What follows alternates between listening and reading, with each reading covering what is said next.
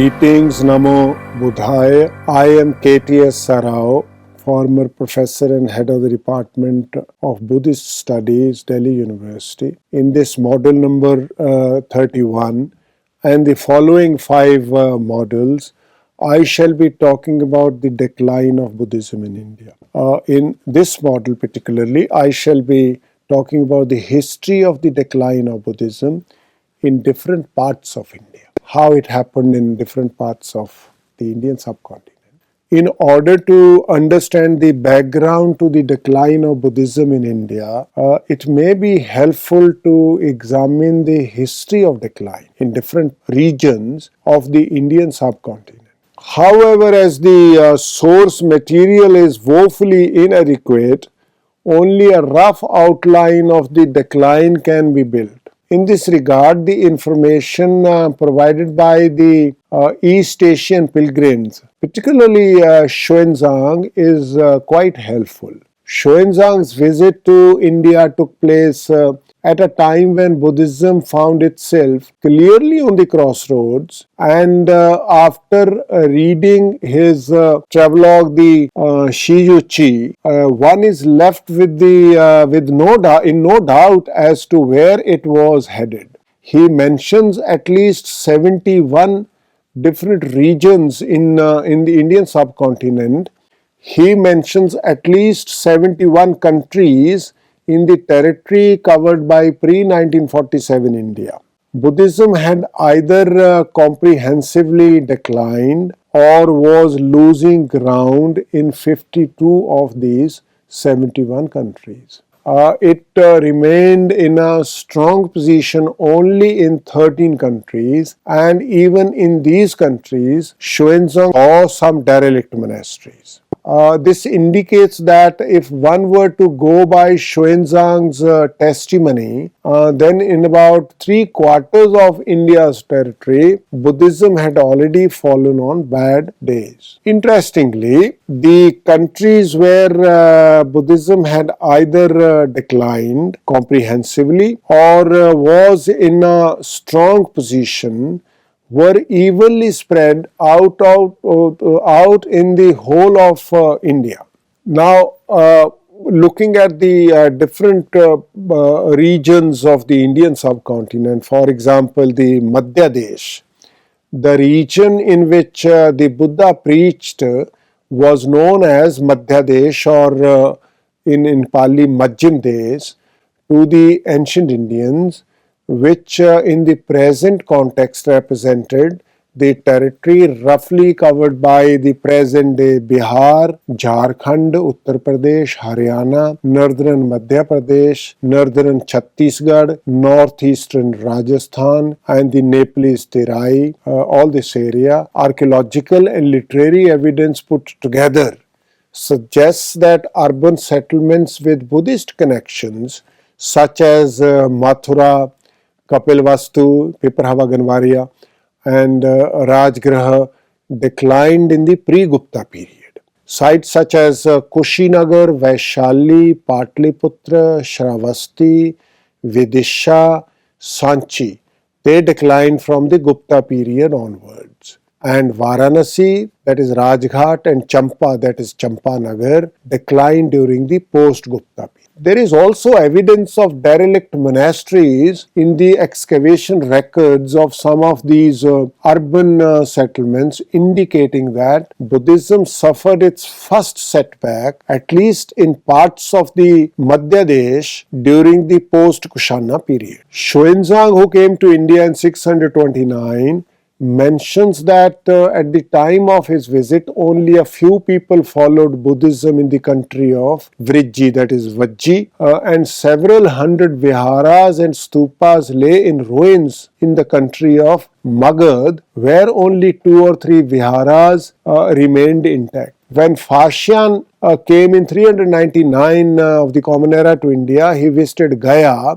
which had become desolate and desert, and only 3 viharas with priests remained in Bodh Gaya. Later, Xuanzang saw just one vihara at Bodh Gaya with fewer than 1000 monks. He also saw the famous Kut Aram of Patliputra, as well as the outer and inner walls of the city of Rajgraha in ruins. In the country of Champa, Xuanzang saw several scores of derelict viharas with just over 200 monks. Talking of Kapilavastu, Fashian says that, to quote him, it was like a great desert, unquote. Xuanzang saw the country of Kapilavastu having been deserted a long time ago with sparse population. A few inhabitants and viharas still existed at Kushinagar at Fashian's time, but Xuanzang found not only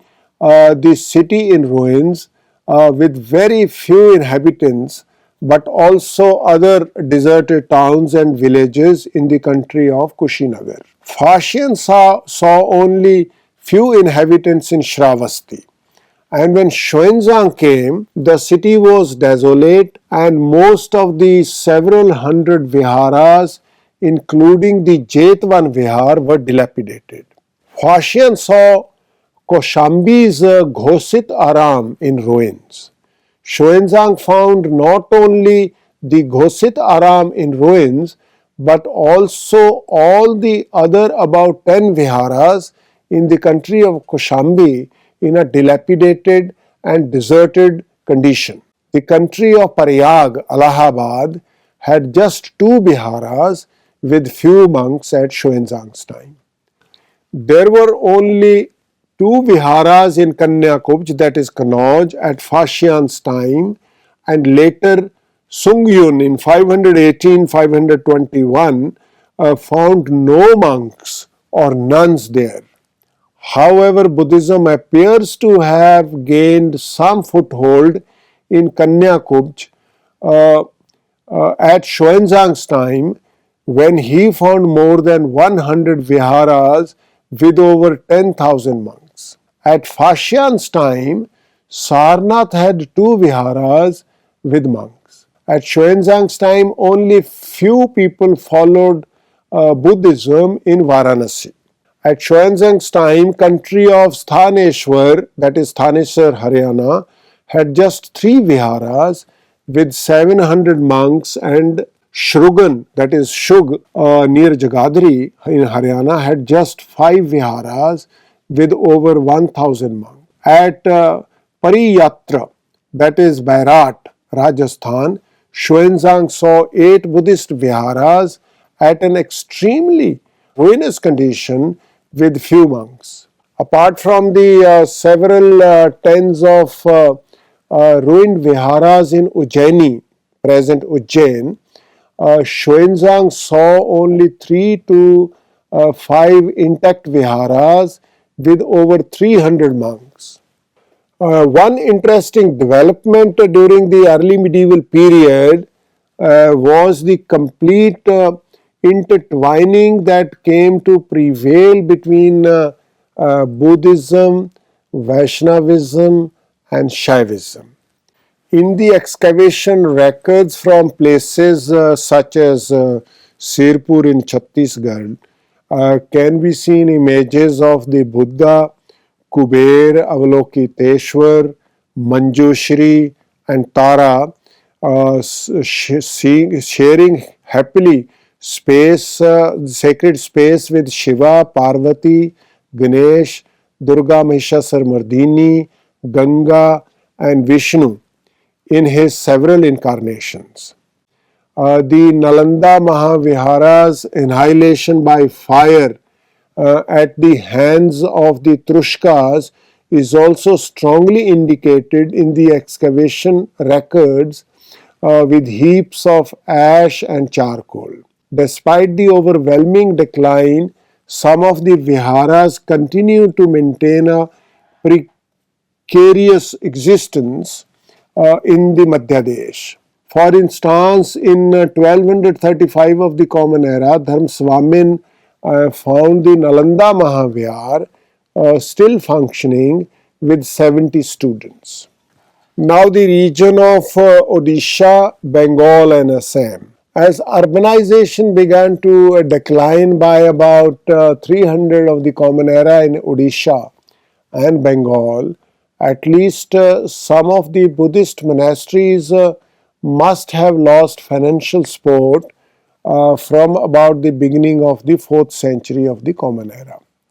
When Xuanzang visited Ud, that is Odisha, he saw more than 100 viharas with over 10,000 monks here, but he did not see any followers of Buddhism in the countries Kongod, that is Ganjam, and Kalinga, southwest of Ganjam. After the Trushka attacks in Madhya Desh, some Buddhist monks from there appear to have moved into Odisha and supplemented a kind of crypto Buddhism, which had emerged there out of a synthesis of Tantra, Buddhism, and Vaishnava themes. Some remnants of this have survived into modern times. For example, 434 persons in Odisha are recorded to have declared Buddhism to be their faith as per the census of 1901.